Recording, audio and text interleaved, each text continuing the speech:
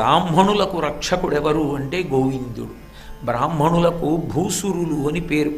వారు స్వరంతో వేదమంత్రాలు నేర్చుకుని ఆ నేర్చుకున్నటువంటి వేదమంత్రములను అన్వయం చేసి హోమకార్యాన్ని చేసి గోవు నుండి వచ్చినటువంటి పంచగవ్యముల చేత ఆ మంత్రములతో దేవతలను పిలిచి హవిస్సిచ్చి ఆ హవిస్సు పుచ్చుకొని తృప్తి పొందినటువంటి దేవతల యొక్క అనుగ్రహాన్ని యజమానులకు అందించి యజమానుల యొక్క ఈప్సితములు సిద్ధించేటట్టు చెయ్యగలిగినటువంటి బ్రాహ్మణుని సంతతము రక్షించేవాడెవరు అంటే గోవిందుడు.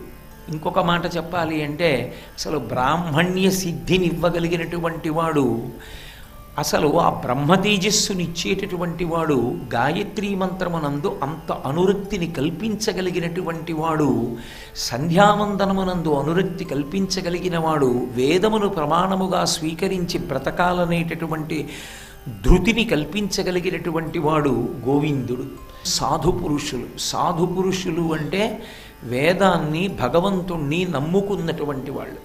అటువంటి వాళ్ళు ఎన్ని మాటలు పిలవాలి అని అడిగారు. ఒక్కమారు గోవిందా అని నోరు తెరిచి పిలిస్తే చాలు.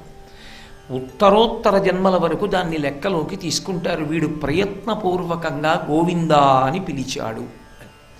అది భగవానుడికి ఆరాధన జరుగుతున్నటువంటి సమయంలో ప్రత్యేకంగా గోవిందనామం చెప్పడం కోసం, అర్చన చెయ్యడం కోసం కూర్చునుంటే దాని ఫలితం చెప్పడం సాధ్యం కాదు ఇంకా. కాబట్టే ఈ నలుగురికి ఎప్పటికీ నువ్వు పరిపాలకుడు కావాలి కృష్ణుడు. ఏదో ఇవాళ పరిపాలన చేసి వెళ్ళిపోవచ్చు, అవి ఆదర్శవంతమైన రాజ్యములు అవుతాయి. రామరాజ్యం ఉంది. రామచంద్ర ప్రభువు శాస్త్రాన్ని ప్రమాణంగా చేసుకుని పరిపాలించాడు.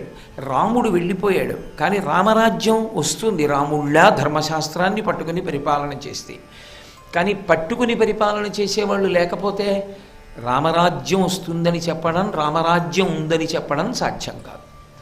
కానీ కృష్ణుడు గోవింద అన్న నామంతో ఎప్పటికీ ఈ నలుగురికి పరిపాలకుడై ఉంటాడు. శంకరాచార్యుల వారు సౌందర్యలహరి చేస్తూ అంటారు, సకృన్నత్వా నత్వా అంటారు.